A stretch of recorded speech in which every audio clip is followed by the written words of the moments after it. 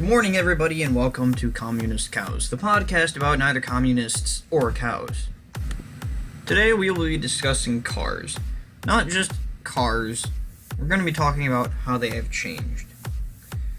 Unfortunately, these days, people are buying more Priuses, which in my books is a sin. Feelings like the clutch biting in your dad's car whenever he first let you drive it is just not something you feel these days. Most people don't even know how to drive a manual gearbox, for that matter. It's estimated that the world's population that does know how to drive one is below 30%. Back in the day, car manufacturers like Mitsubishi and Subaru were pumping out high-performance sports sedans faster than Ferraris and Lamborghinis of that same time. That is impressive. Take a look at old cars and their features and what made them so special. These days, you don't see the simplicity in the cars that you once admired but didn't even realize. These days, you find it hard to just drive down the road without 15 things blinking at you and telling you which direction to go. High standards are being set with people wanting touchscreens and leather interiors, making simple designs hated by the general public. Unfortunately, it's too late to turn back. With the car manufacturers producing cars for this long at this high of a standard, it's making it hard to go back to the simple designs. People are disliking the cars that are easier to operate and prefer the prettier, more dysfunctional touchscreens.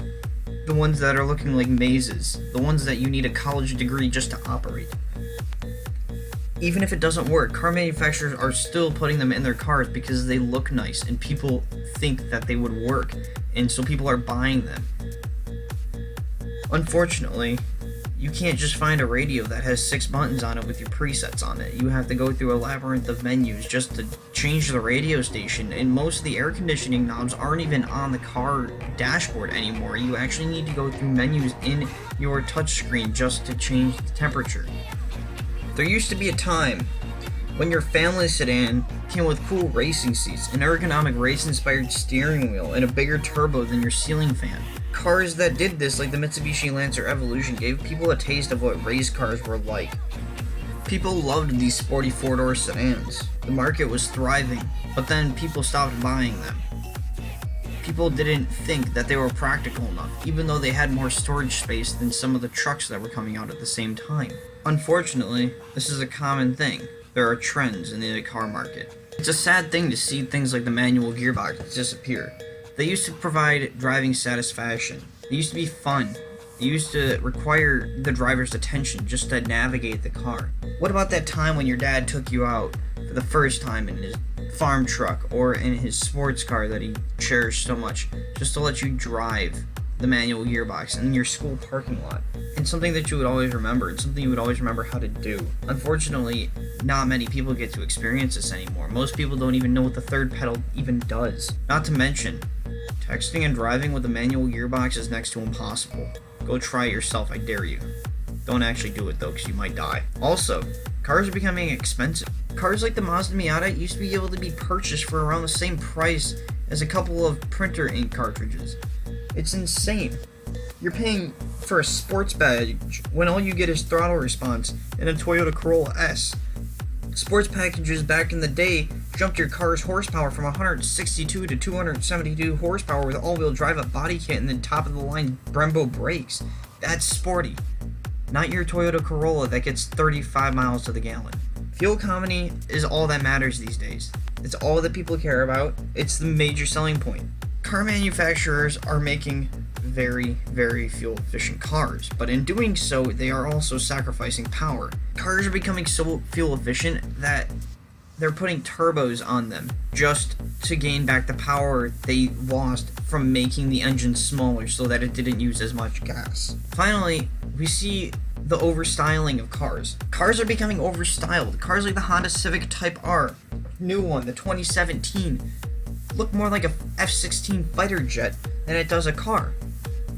Your steering wheel is now played with buttons that make it look like it belongs in a Formula 1 car, but you're actually just in a Honda Odyssey. Cars, these days, have engines that are covered in plastic. You can't even see the engine anymore. I don't know what the purpose of it is. It doesn't help with anything. Most of the people who open their engine bays seeing it covered in plastic don't even know how an engine works. The people who do enjoy cars are annoyed by all this plastic that covers the engine, and so when they want to work on it themselves or as much as change the oil, they have to take out 5 things, like the alternator and the air box and the cold air intake. All of these are things that you can no longer do with easy access. There used to be a time when cars like the Jeep Wrangler used to have enough room to have a family reunion in their engine bay. Cars used to be a venue for people, just to hang out and get together. People would gather and go to rallycross races, watching souped-up family sedans tear down dirt roads exceeding 100 miles an hour, or go to the drag strip and race each other on the weekends in their dad's station wagon, or go watch NASCAR races. The major motor companies were all trying to make affordable yet fun cars, deriving designs from their racing teams and implementing them into their family cars.